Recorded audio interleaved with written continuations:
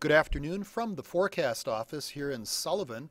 We're going to give you an update on the winter storm that's affecting southern Wisconsin. I'm meteorologist Paul Collar, and first off here I want to show you the picture of where the watches and warnings are. The warning runs from Sheboygan south to Lake Geneva, Racine, Kenosha, and also extends to the northwest into Dodge and Jefferson counties. And as you can see, this is a large storm system that's affecting quite a bit of real estate across the upper Midwest. The warnings run into lower Michigan as well. We have quite a bit of precipitation that's spreading northeast into southern Wisconsin from northern Illinois. All of the precipitation is now in the form of snow here in southern Wisconsin, and it is accumulating at a pretty good rate here in the southeast.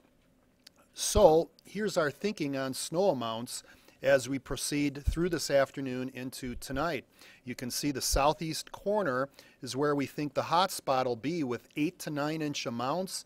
Amounts will be slightly lower then from near Lake Geneva, extending northeast to Sheboygan, where 6 to 8 inches will be expected, and then lighter amounts extending further west in southern Wisconsin, Madison, 4 to 6 inches, and then over towards Barneveld and the Dells, we're thinking 2 to 4 inches of snow.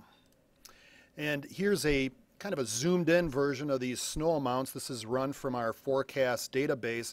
Some specific snow numbers: 8.8 around Racine, 8.6 at Milwaukee and Kenosha, 8 inches in Waukesha, 5.8 in Sheboygan, and there are those lighter totals further west in south central Wisconsin. I want to take you back a little bit to this morning when we had the variety of precipitation. This is one of the newer features on our Doppler radar, dual pole technology, and this is what we call the correlation coefficient, and it shows us where there is a large and small diversity among precipitation targets that the radar is sensing.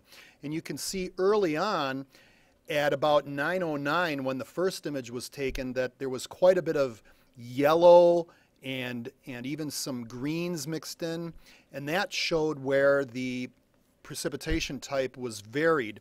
And then with time, when the color became more uniform, that showed us that the mixy potential was turning to more of a pure snow. So that's an interesting feature that the dual pole technology can help us with delineating precipitation types in these very transition-y type winter events. That's the latest update. We will give you another update a little bit later. That's it for now from the forecast office in Sullivan.